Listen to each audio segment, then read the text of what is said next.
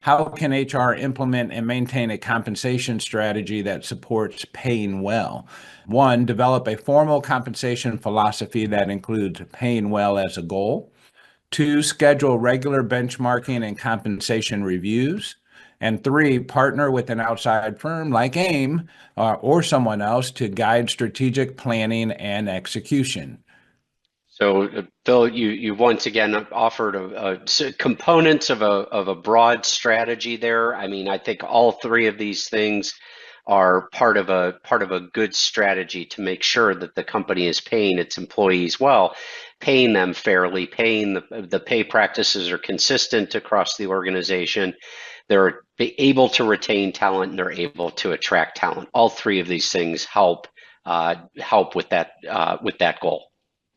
Yeah, and the one that I see happening a lot that we're kind of halfway there is to schedule regular benchmarking and compensation reviews, right? So that's easy for us to do. It doesn't always take outside consulting to help with that. It just takes having some regular benchmark data, which you're going to get if you're an AIM member. You have all kinds of data available to you as part of your membership to help with that. And that's a great place to start if you're not ready to jump in with a firm to help you develop the strategy and do the benchmarking for you and help you monitor those things actively. Then at least start with number two, which is using some compensation data and having regular reviews, particularly for those high risk positions.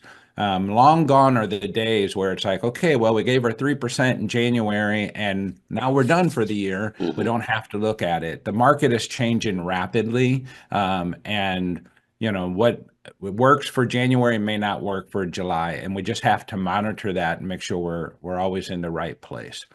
Phil, I So, don't know how much of this you've seen, but in the wake of COVID, we have seen a little bit of a rash of people who left for higher paying jobs during COVID, yeah. realized that the grass was not necessarily greener on the other side with respect to all other aspects of a job. And we've seen a trend where a lot of employers are actually rehiring former employees, either at the same rate that the person was making for the new employer, or actually a little bit lower, uh, just because that person left the job for higher pay and didn't, it realized it wasn't all it was cracked up to be. I don't know if you're seeing much of that out there, but we've definitely seen a bit of an uptick in that.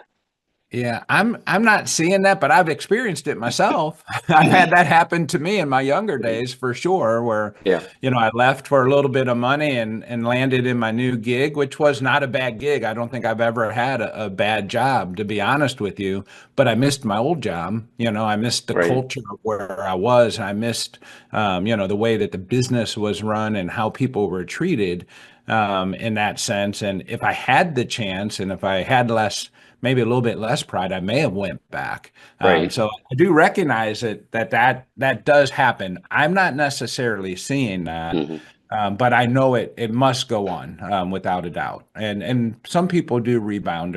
I do hear a little bit of that. I'm just not seeing lots of it. We got a program coming up with Mikey Mack that's going to talk about paying well. It's going to be a great program. You can catch that information on the AIM website and join up for it. There is still time, as that will kick off the month of June for us.